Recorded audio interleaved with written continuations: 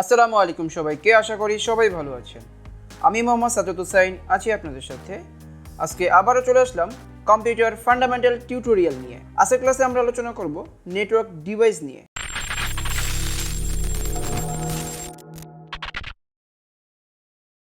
তো গত ক্লাসে আমরা আলোচনা করেছি নেটওয়ার্ক টপোলজি নিয়ে। সেই ক্লাসে কিন্তু আমরা কিছু ডিভাইসের নাম শুনেছি। যেটা আমরা বেশি শুনেছি সেটা হলো হাব।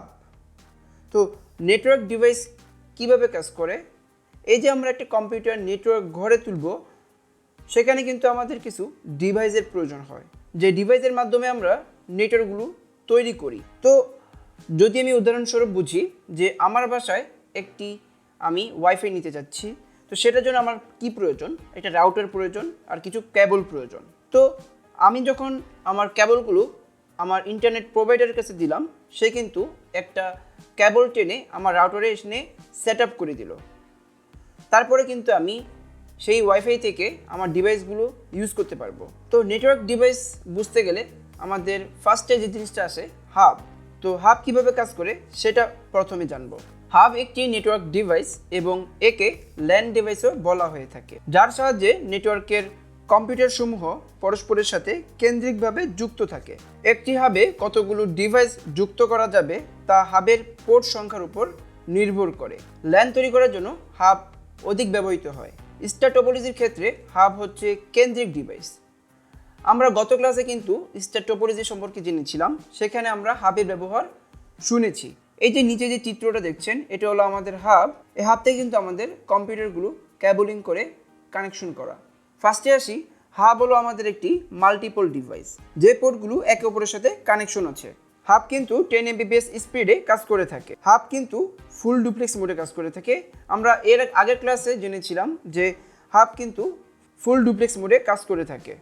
এই যে এখানে আমরা ফার্স্টে শুনলাম যে 10 Mbps স্পিড পর্যন্ত কাজ করে থাকে। আমরা যখন হাব থেকে কোনো স্পিড পাই, সেটা হলো আমাদের 10 Mbps পার সেকেন্ড। তো আমরা বুঝেছি যে 10 Mbps স্পিডে কীভাবে কাজ করে হাব। তো আমরা যখন সিসিএনএ ক্লাস শিখব, তখন কিন্তু আমরা হাব সম্পর্কে আরও বিস্তারিত জানবো, হাব কিভাবে আমরা সেট আপ করে থাকি এই বিস্তারিত নিয়ে। এর আগের ক্লাসে আমরা জেনেছিলাম যে হাব কিন্তু আমাদের ব্রডকাস্ট করে। আমরা যখন ডাটা সেন্ড করি কোনো কম্পিউটারকে, তখন কিন্তু হাব কি করে, সকল কম্পিউটারের মাঝে ব্রডকাস্ট করে যায়। তো যে কম্পিউটারের সাথে তার অ্যাড্রেস মিলে যায়, সেই কম্পিউটার কিন্তু রিসিভ করে, আর বাকিগুলো কিন্তু আর রিসিভ করে না, তারা ডিনাই করে দেয়। আরেকটা জিনিস হলো, হাব স্টার টপোলজির মতো দেখতে হলেও এটি কিন্তু বাস টপোলজির মতো কাজ করে থাকে। আমরা বাস টপোলজিতে কী দেখেছিলাম, যে আমাদের একটি সিঙ্গেল কেবল থেকে কিন্তু আমাদের কম্পিউটারগুলো কানেকশন করা থাকে। সেমভাবে কিন্তু হাবেও আমাদের এই জিনিসটাই হয়ে থাকে।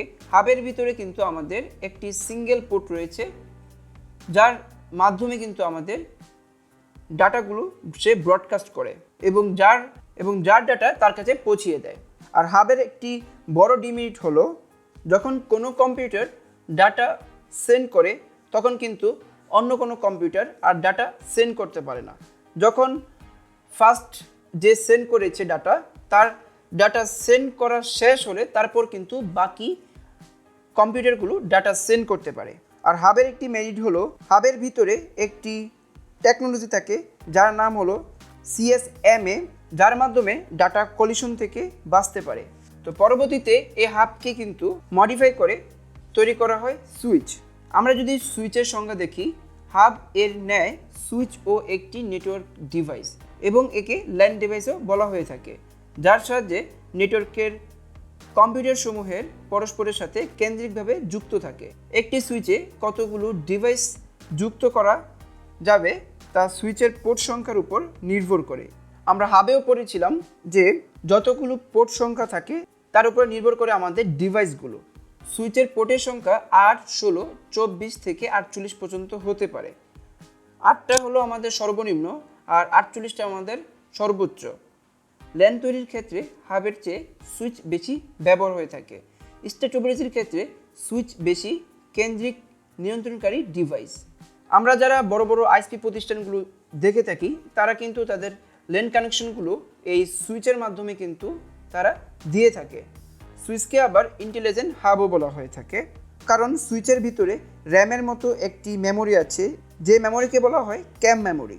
এই ক্যাম মেমোরির ভিতরে একটি টেবিল তৈরি করা থাকে যাকে বলা হয় ক্যাম টেবিল। এর ভিতরে সবার ডেস্টিনেশন অ্যাড্রেস এন্ট্রি করা থাকে।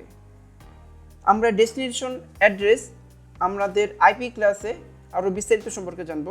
আমরা হাবে দেখেছিলাম আমরা হাবকে মাল্টিপল ডিভাইস হিসাবে চিনি। আমাদের এই সুইচও কিন্তু মাল্টিপল ডিভাইস, আর সুইচের ভিতরে যেই পোর্টগুলো থাকে এগুলো আমাদের ethernet port.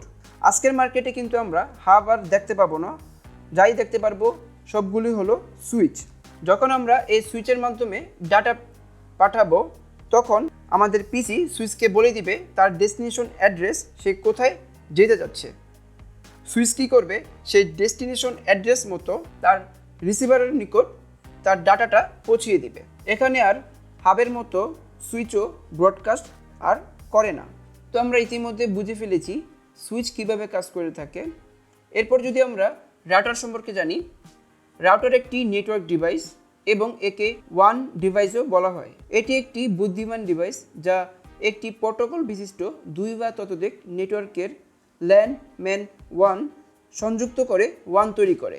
Router routing table ব্যবহার করে উৎস থেকে গন্তব্য ডেটা স্থানান্তরের জন্য সহজ ও নিরাপদ ও কম দূরত্বের পথটি বেছে নেয়। রাউটার ডেটা আদান প্রদানের সময় স্বয়ংক্রিয়ভাবে রাউটিং টেবিল তৈরি করে, যেখানে নেটওয়ার্কের সকল নোডের অ্যাড্রেস এবং পাথ থাকে। রাউটিং টেবিলটি রাউটারের মেমোরিতে সংরক্ষিত থাকে। এক নেটওয়ার্ক থেকে অন্য নেটওয়ার্কের ডেটা পাঠানোর পদ্ধতিকে রাউটিং বলে। এটি একাধিক ল্যান ম্যান এবং ওয়ানকে যুক্ত করে ওয়ান গঠন করতে পারে। আমরা যদি রাউটারের চিত্র দেখি, এটা হলো আমাদের একটি রাউটার। ধরা যাক আমরা যদি রবি টু রবি কারোর সাথে কথা বলি তাহলে আমরা বলি সেম নেটওয়ার্কে আমরা কথা বলছি। এবার যদি আমরা রবি টু গ্রামীণ ফোনে কথা বলি তাহলে আমরা সেম নেটওয়ার্কে কথা বলছি না, তাই না? এবার যদি সেমভাবে কম্পিউটার নেটওয়ার্কের কথা বলি, আমরা যদি সেম নেটওয়ার্ক এর ভিতর দিয়ে কমিউনিকেশন করি তাহলে আমাদের কোনো সমস্যা হয় না। যদি সেম নেটওয়ার্ক না হয় তাহলে আমাদের কমিউনিকেশন করতে এই রাউটার ব্যবহৃত হয়। আমরা যদি ধরি এখানে রয়েছে এবিসি নামে একটি অফিস আর এখানে রয়েছে এক্সওয়াইজেড নামে একটি অফিস। তো এই এবিসি এক্সওয়াইজেডের সাথে যদি যোগাযোগ করতে চায় তাহলে কিন্তু তার মাঝখানে রাউটার প্রয়োজন হবে। এই রাউটারের মাধ্যমে সে তার ডাটা আদান প্রদান অথবা যোগাযোগ যেটাই বলুন না কেন সেটা কিন্তু সে করতে পারবে। মানে দুটি আলাদা অফিস, দুটি আলাদা নেটওয়ার্কের মাঝে কমিউনিকেশন করতে আমাদের রাউটার প্রয়োজন হয়ে থাকে। এইগুলো আমাদের রাউটার। এরপর যদি আমরা এনএসি সম্পর্কে জানি, এনএসির পুনরূপ হচ্ছে নেটওয়ার্ক ইন্টারফেস কার্ড। কম্পিউটারকে নেটওয়ার্ক এর সাথে সংযুক্ত করার জন্য নেটওয়ার্ক ইন্টারফেস কার্ড ব্যবহার করা হয়। এই কার্ডকে ল্যান কার্ড বা নেটওয়ার্ক অ্যাডাপ্টারও বলে। ল্যান কার্ড মাদারবোর্ডের বিভিন্ন আকৃতির স্লটের মধ্যে বসানো থাকে। অধিকাংশ এনআইসি কম্পিউটারের সাথে বিল্ট ইন থাকে। ল্যান কার্ড 48 বিটের একটি অদ্বিতীয় কোড থাকে। এই অদ্বিতীয় কোডকে ম্যাক অ্যাড্রেসও বলে। এই ম্যাক অ্যাড্রেসটি আমাদের কম্পিউটারের র্যামে সংরক্ষিত থাকে। নেটওয়ার্ক ইন্টারফেস কার্ড ডিভাইস এবং ডেটা কেবলের মধ্যে সিগন্যাল আদান প্রদানের কাজটি সমন্বয় করে থাকে। এনএসিএ আর যে 45 সকেট থাকে যেখানে নেটওয়ার্ক কেবলটি প্লাগ ইন করা হয়। আমরা বুঝতে পেরেছি এনআইসি বলতে আমরা যেটা বুঝি নেটওয়ার্ক ইন্টারফেস কার্ড। এটা মূলত আমাদের কম্পিউটারের ভিতরে মাদারবোর্ডের সাথে বিল্ট ইন থাকে। এই এনআইসি মানে আমাদের ল্যান কার্ড কিন্তু 48 বিটের হয়ে থাকে, যাকে আমরা ম্যাক অ্যাড্রেস নামে চিনি। আমাদের প্রতিটা পিসিরই কিন্তু যখন তৈরি করা হয়ে থাকে তখন কিন্তু তার সাথে একটি ম্যাক অ্যাড্রেসও দিয়ে থাকে। আমরা একটু আগে যে বলেছিলাম যে আমরা ডেস্টিনেশন অ্যাড্রেস, সেখানে কিন্তু আমাদের ম্যাক অ্যাড্রেসও প্রয়োজন হয়ে থাকে। আর আমরা এই এনআইসির জন্য আর যে 45 যেই আমাদের কানেক্টরটি রয়েছে যার নাম হলো আমাদের রেজিস্টার জ্যাক আর যে 45 যেটাকে আমরা বলি, সেটার সাথে আমরা প্লাগিং করে থাকি আমাদের কেবল। আমরা আমাদের কম্পিউটারের পিছনে কিন্তু একটি ল্যান অ্যাডাপ্টার থাকে যেখানে আমরা আমাদের যেই আর যে 45 কানেক্টরটা থাকে সেটা কিন্তু আমরা প্লাগ ইন করি। এটার মাধ্যমে আমরা কম্পিউটারকে নেটওয়ার্কের সাথে সংযুক্ত করতে পারি। তো আমরা ইতিমধ্যে বুঝে ফেলেছি এনআইসি কি। তারপরে যদি আমরা আসি নেটওয়ার্ক কেবল ও কানেক্টর। ডেটা কমিউনিকেশনে বা কম্পিউটারের নেটওয়ার্কের কেবল মিডিয়াকে কম্পিউটার ও অন্যান্য ডিভাইসের সাথে সংযুক্ত করতে যেই কানেক্টর ব্যবহৃত হয়ে থাকে তাকে আমরা নেটওয়ার্ক কেবল কানেক্টর বলি। নেটওয়ার্কিং এই কেবল কানেক্টরগুলো সাধারণত মডিউলার হয়ে থাকে বা এই কানেক্টরগুলোকে মডিউলার কানেক্টরসও বলা হয়ে থাকে। আমরা এর আগে কেবল সম্পর্কে আলোচনা করেছিলাম যে আমাদের কেবলগুলো কিন্তু ইউটিউবি কেবল হয়ে থাকে। ইউটিউবি কেবলের ফুল মিনিং হলো আনশিল্ডেড টুইস্টেড পেয়ার কেবল। তার মাথায় কিন্তু আমাদের লাগানো থাকে RJ45। আমরা আমাদের বাসায় যেই নেটওয়ার্কের জন্য যে কেবলটি ইউজ করে থাকি এটি হলো আমাদের সেই কেবল, আর তার মাথায় আমরা ইউজ করে থাকি RJ45 কানেক্টর। আমরা কোনো দিন কেবল ছাড়া কিন্তু আমরা আমাদের নেটওয়ার্কগুলো সেট আপ করতে পারবো না। তো আমাদের কিন্তু যে কোনো বড় নেটওয়ার্ক হোক আর ছোটো নেটওয়ার্কই হোক না কেন আমাদের কিন্তু কেবল প্রয়োজন হবে। তো আমরা কেবল সম্পর্কে আরও বিস্তারিত জানবো। আমাদের কিন্তু কেবলের আরও বড় একটি ক্লাস রয়েছে, সেখানে আমরা কেবল কয় ধরনের হয়ে থাকে সেটা নিয়ে আলোচনা করব। তো আজকের ক্লাসে আমরা আলোচনা করলাম নেটওয়ার্ক ডিভাইস সম্পর্কে।